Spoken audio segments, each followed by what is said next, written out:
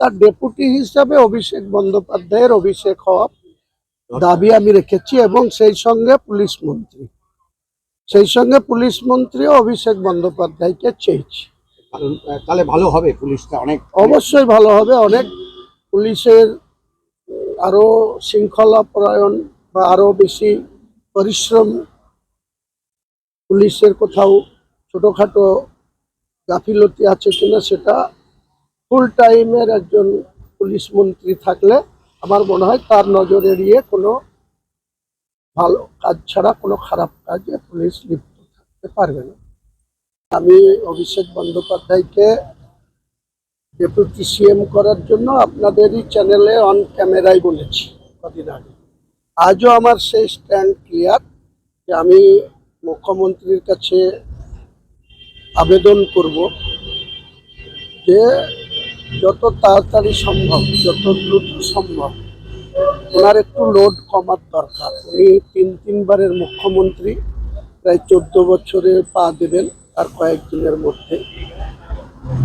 তো উনি যে পরিশ্রম করেন বা রাজনৈতিক জীবনে 7 বারের সাংসদ হয়েছেন, 4বার কেন্দ্রীয় মন্ত্রিসভায় থেকেছেন, রেলের মতো ইম্পর্টেন্ট দপ্তরের দায়িত্ব 2বার পালন করেছেন, 3বারের মুখ্যমন্ত্রী। এখনো তিনি আমাদের মুখ্যমন্ত্রী হিসাবে থাকুন, কিন্তু অভিষেক বন্দ্যোপাধ্যায়ের অভিষেক হওয়া এখনই দরকার।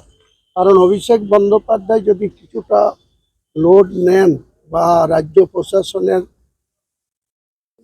থাকেন, তাহলে আমার মনে হয় পশ্চিমবাংলার সাধারণ মানুষ উপকৃত হবে। তৃণমূল কংগ্রেসের সর্বস্তরের নেতৃত্বরা, আমাদের মতো এমএলএরা, আমরা অনেক সময় সিএম এত ব্যস্ত থাকেন, আমাদের মুখ্যমন্ত্রী এত ব্যস্ত থাকেন, আমরা ইচ্ছা করলেও এনাকে যোগাযোগ করতে পারি না, বলতে পারি না। আমাদের নিজের কথা, আবেদন, নিবেদন আমরা সময় মতো পৌঁছাতে পারি না।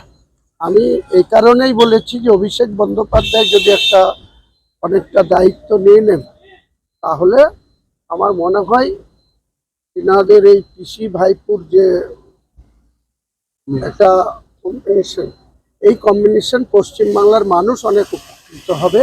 তৃণমূল দলের সর্বস্তরের নেতা কর্মীরা তো উপকৃত হবেই, রাজ্যের সাধারণ মানুষও এতে অনেক উপকৃত হবে।